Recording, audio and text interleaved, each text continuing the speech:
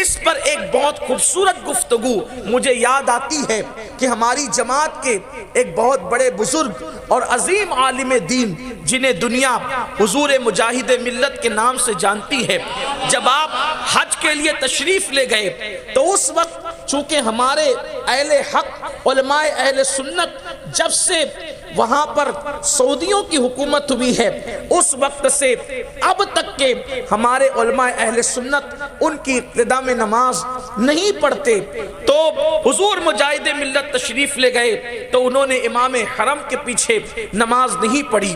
بالآخر آپ کو جو ہے وہ قید کیا گیا اور پھر بہت سی باتیں ہوئی جس سے لوگ واقف ہیں، لیکن اسی کے ساتھ ایک گفتگو، ایک ڈیبیٹ جو ہے، ایک مناظرے ٹائپ کی گفتگو مفتی اعظم مکہ سے ہوئی۔ انہوں نے کہا کہ آپ لوگ ہمارے پیچھے نماز کیوں نہیں پڑھتے؟ تو حضور مجاہد ملت نے جواب دیا کہ آپ لوگوں کا مطالبہ بھی عجیب سا ہے کہ آپ تو ہمیں پہلے تو مشرک کہتے ہو کہ ہم مشرک ہیں، اور مشرک ہمیں مان کر بھی پھر ہمیں نماز پڑھنے کا ہم سے مطالبہ کرتے ہو، حالانکہ مشرک پر تو نماز فرض ہی نہیں ہے۔ جب تم نے ہمیں مشرک کہہ دیا تو ہم سے نماز کا مطالبہ نہیں کرنا چاہیے بلکہ پہلے ہم سے ایمان کا مطالبہ کرنا چاہیے۔ لیکن یہ عجیب سی تمہاری منطق ہے کہ مشرک بھی کہتے ہو اور اس کے بعد پھر ہم سے نماز کا مطالبہ بھی کرتے ہو۔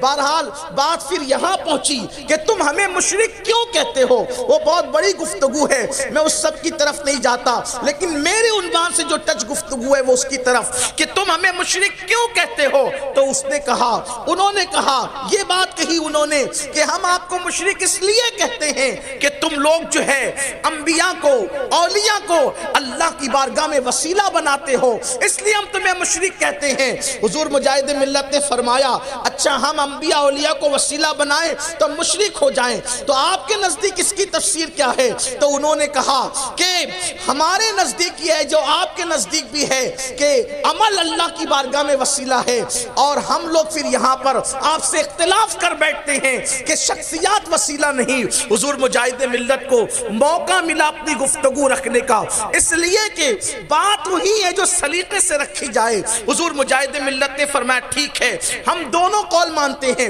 عمل بھی وسیلہ، شخصیات بھی وسیلہ، لیکن تم ایک ہی قول مانتے ہو کہ عمل وسیلہ ہے، شخصیات وسیلہ نہیں۔ تو ایک جواب دے مفتی صاحب، ابھی ظہر کی نماز آپ نے بھی پڑھی ہے، میں نے بھی پڑھی ہے، آپ مجھے بتائیں ہم نے دونوں نے حرم کی حدود میں ظہر کی نماز پڑھی، تو بتاؤ آپ کی نماز قبول ہوئی یا میری نماز قبول ہوئی؟ دونوں میں سے کس کی نماز قبول ہوئی؟ اس نے جواب دیا کہ میں نماز پڑھ چکا، آپ بھی نماز پڑھ چکے، لیکن اس کی کوئی گارنٹی نہیں ہے کہ آپ کی قبول ہوئی یا میری قبول ہوئی۔ یقین کے ساتھ نہیں کہہ سکتے کہ نماز کس کی قبول ہوئی، پڑھتے ہیں پڑھتے رہو، ادا کرتے رہو، لیکن کسی بھی عمل کے متعلق کوئی بھی بندہ یقین سے نہیں کہہ سکتا کہ میری نماز قبول ہوئی، میرا روزہ قبول ہوا، میرا حج قبول ہوا، میری زکوٰۃ قبول ہوئی۔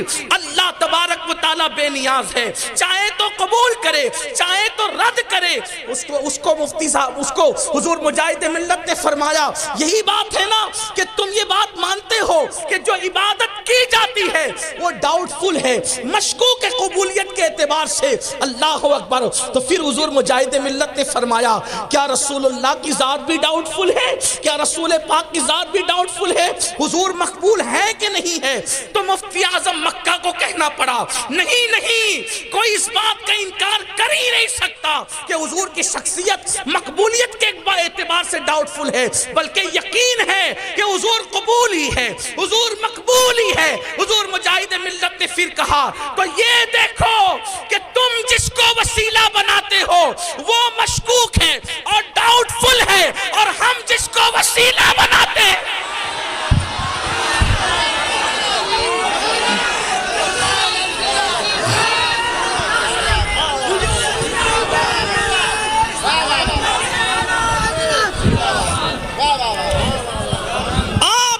وسیلہ مانتے ہو وہ ڈاؤٹ فل ہے، اور ہم جس کو وسیلہ مانتے ہیں، غلام تو مقبول مانتے ہی مانتے ہیں، دشمن بھی مقبول ماننے پہ مجبور ہے۔